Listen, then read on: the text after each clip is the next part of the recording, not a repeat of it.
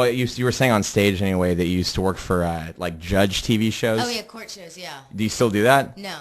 But you used to work for judge shows, and you used to tell. I worked for a couple of court shows as a producer. Yeah. Oh, as a Yeah. producer, I was Yeah. like, what were you, a bailiff or something? No, fuck no. No, but you would be the person telling people to make sure and be dramatic. Oh yeah, I would Like tell the, them talk over the judge. I would say yell at the baby daddy. You know. Did they need that coaxing, or do you think they were already ready to do you that? have to. You have to. Because they're terrified. They've never been on TV before, and they're like, even though you've talked to them on the phone for weeks and sometimes months, preparing them, that a lot of the time, it's a process. Because first you have to talk them into being on the show. Then you book their flights. Most of these people have never been on an airplane. They've never stayed in a hotel.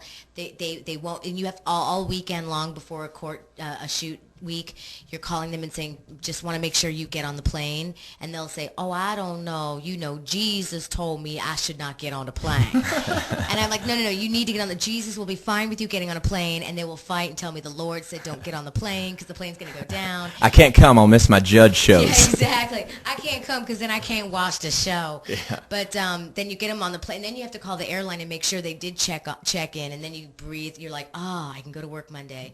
And then so they get on the show, you tell them to do what they do, and they're going to do it anyway. They end up making it, in my opinion anyway, I guess it's yours, that they end up making a complete fool of themselves. And then are they anxious to see themselves on TV afterwards? Are they asking you, when's it going to be on? When's the...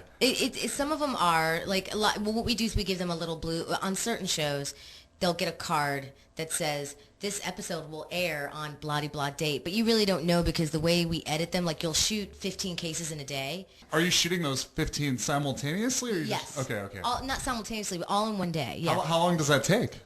It depends on the judge. That's Judy way lives more, through them like that. That's way more effort than I thought it took. Oh, it's really hard. It's really hard. Judge Judy hears things very quickly, and watching Judy on a live feed is one of the most beautiful things you'll ever see in your life, because you get even more Judy, with her going, baloney, shut up, that kind of stuff. And then sometimes she'll just stare at somebody for like a minute, and it feels like an hour. It's brilliant. It seems like, it's really just sort of controlled chaos. Has anyone ever lost it and like rushed the judge's bench or whatever? Nobody's ever rushed the judge's bench, but I did have a crackhead storm out of the court. I've had a couple crackheads storm out of the courtroom. If you didn't supply them with crack back in the green room? No, they found their own crack. Like what happened was I'd been dealing with them all day, and I was like, these are crystal meth people, so I should watch out. And I can tell the difference because of working in court for so long. I can tell if you're on crystal, coke, or crack. It's a completely different physical affectation that you have. Well, if they're on the show for an unrelated problem and then you find out they're on crystal, do you just keep them around and do a crystal episode while they're there? No, you hope they make it through the case. You try not to say anything to anyone. And then once you get into the control room, you whisper to one of your colleagues, they're on crack. And then your friend looks at you and goes, oh, shit.